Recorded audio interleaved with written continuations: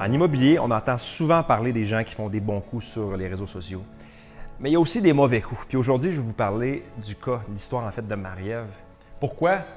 Parce que Marie-Ève, si je peux parler de son histoire puis vous éviter de tomber dans le même piège, je vais être vraiment content, je vais avoir fait mon travail. Marie-Ève, dans le fond, pour vous mettre en contexte, elle habitait sur la rive sud d'environ 3 ans, 3 ans et demi. Et puis là, elle se fait un nouveau chum. Elle est excitée, son chum habite à Mirabel, à Saint-Augustin. Donc, elle a un travail qui est à Laval. Fait qu'elle se dit, écoute, je vais déménager sur la rive nord de Montréal, je vais être proche de mon travail, puis je vais être proche de la famille de mon chum. Fait qu'elle décide d'acheter, elle et son chum, une maison neuve à Saint-Augustin. Ça fait 3 ans de ça.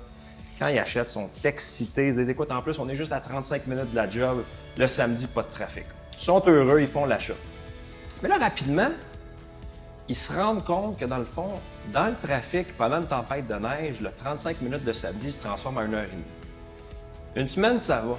Mais après 6-7 mois, ils sont plus capables. Fait que là, ils écoutent. On n'a pas le choix parce que notre qualité de vie, c'est important. Puis là, le matin puis le soir, on est toujours pas dans le trafic. Elle travaille proche du nouveau pont de la 25 dans l'est de Laval. Puis de Mirabel à sa job, 1h15 en moyenne, des fois 1h30. Le matin, ça stuff. Mais le soir, en revenant, c'est la catastrophe.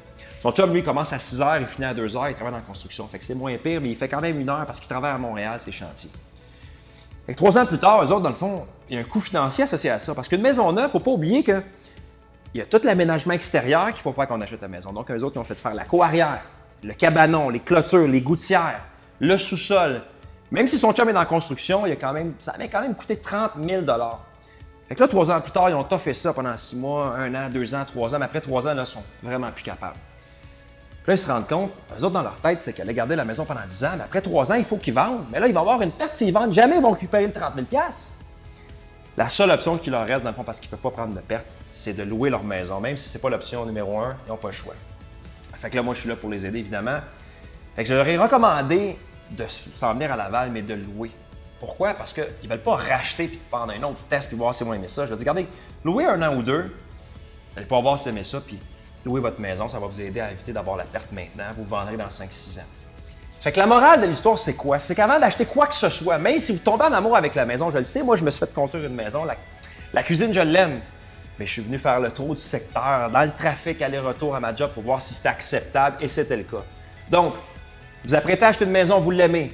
Faites le trajet le matin de 8 à 8h30, 8 à 9, dans le trafic, dans une tempête s'il faut, pour voir si c'est acceptable pour vous. Vous allez voir que il faut tasser les émotions parce que vous la voulez la maison. Mais si ça vous prend 1h15, 1h30, 1h45, ça ne fait pas de sens. Après une couple d'années, après 1 an ou 2, vous allez vouloir vendre comme Marie-Ève votre maison. Fait que ça, c'est la morale de l'histoire. Faites toujours ce test-là, ça va vous éviter des pertes financières énormes. Puis dans le fond, les gens vont me dire, ouais, mais Gabriel, moi, je ne veux pas louer, je vais perdre l'argent si je jette l'argent par les fenêtres, si je loue. Louez 1 an ou 2, pensez-y. Si vous achetez une maison, là, dans votre paiement d'hypothèque, il y a une bonne partie du paiement qui s'en va dans l'intérêt qui vont à la banque. Ensuite de ça, il y a les taxes qui vont à la municipalité. Donc, dans votre paiement mensuel, là, ça ne s'en va pas dans votre poche à 100%. Fait que pourquoi pas louer 1 an ou 2 pour vous éviter des lourdes pertes financières? J'espère que l'histoire de Marie-Ève va vous éviter à ne pas tomber dans ce piège-là. Si vous avez besoin d'autres conseils qui touchent l'immobilier, je suis là pour aider.